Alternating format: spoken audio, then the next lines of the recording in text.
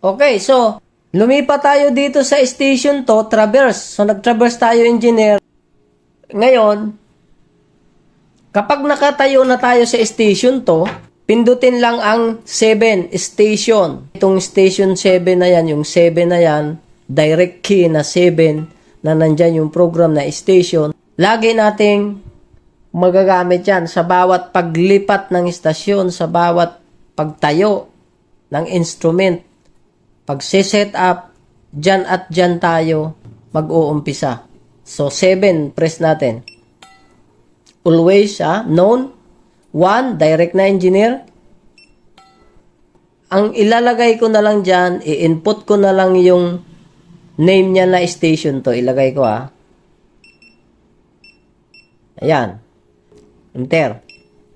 Dahil sa nakatayo tayo sa station to. Okay? Then, always, yung sinasabi ko na ito yung zero ng instrument at ito yung zero ng instrument. Susukatin nyo yan, engineer, pababa hanggang sa lupa doon sa may concrete marking ninyo ng station. Kung anong height yan. HI, height of instrument. Then, ilagay natin, example lang. So, yan yung height natin, 0.975. And then, enter. Okay, backside, tinanong tayo, pumunta sa program na backside. Ang piliin natin ngayon ay coordinates, coord. 1. Enter. Bakit? May nagtanong, curious. Bakit share coordinates? Sagutin natin. Coordinates na ang pipiliin natin, engineer, dahil babackside tayo sa T1, which is yung T1 ay mayroong already coordinates yun, di ba? May 2,000 yun na assume. Ki-assume yun, but still coordinates yun. Okay? So, yung pag-aangle natin kanina, yung nag-compass tayo, yung nag-180, one at a time lang yun.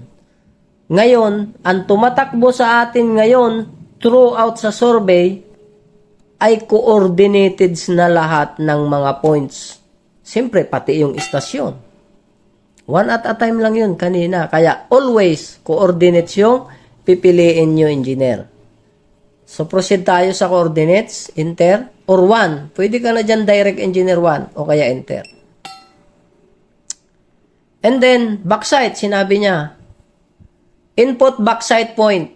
So, siyempre, ilagay natin yung T1. Mode, yan ang magsiswitch ng between numeric and alphabet. Kaya may mode. Gagamitin nyo yung mode. So, T1. Then, enter. Yan yung coordinates ng T1 engineer, di ba? Okay. Ako, dahil zero ko lang to dahil prism list naman ako. Okay.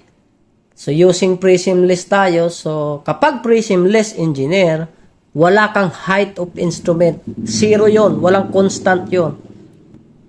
Nagkakaroon ka lang ng height, ilalagay mo yung height kapag gumamit ka ng rinse pull. Pero kapag ikaw ay nag-prismless, wala kang rinse pull yon. Kung ano yung gusto mong sipatin, ano mong gustong silipin, without rinse pull, mamimissure mo siya dahil nga prismless yung unit. So, zero ang rad, ang height of target natin, no? Baka malito kayo doon, engineer, Importante yon. Kapag prismless, zero. Pero sa tupo ng mga vegetation, madamo ay hindi uobra yun, engineer, Baka maya, damo yung tinamaan, hindi yung natural ground ng lupa. So, gumagamit tayo ng prismless kapag as-built, clear yung walang obstruction.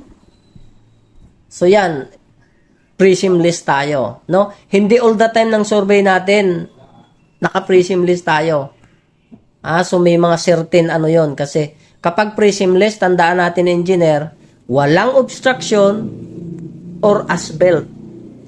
Okay? Walang obstruction yung sinisipat mo, direct. Kung anong gusto mong sipatin, kung kalsada, dapat yung kalsada na yun, masipat mo ng without any obstruction. So, that's 0, 0.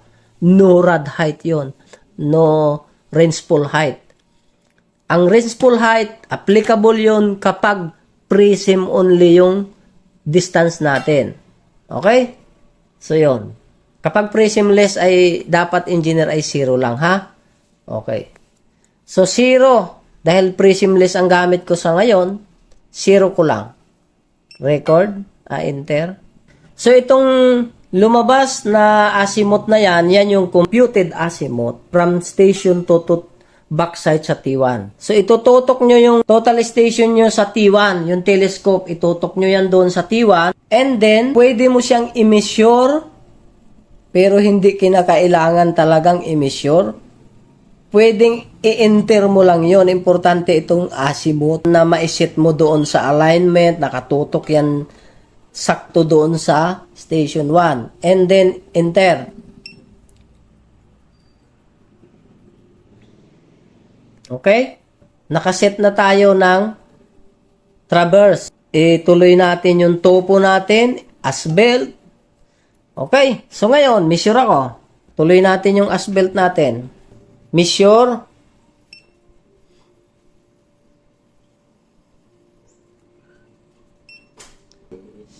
And then, record. So, itong PT point name, hindi naman siya yan T3. Ang ilalagay ko ay 11. Dahil yung last side shot natin ay 10. So, ito ay pang 11 na. And then, ang code natin ay natural ground lang. Okay? Or sabihin mo, hindi na natural ground. Gutter. O, GTR, kung paano mo sabihin yung gutter. Okay? Nasa sayo. Enter. Measure ka uli. Measure.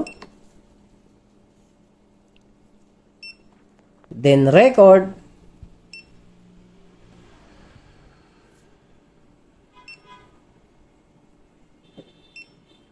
Kung gutter uli yan, o road, sabihin mo na roads yan, roads, RL o CL, center line of road, CL na lang. O yan, CL.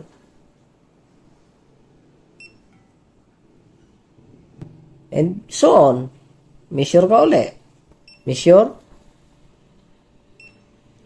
Record. Roads pa rin yan. CL pa rin.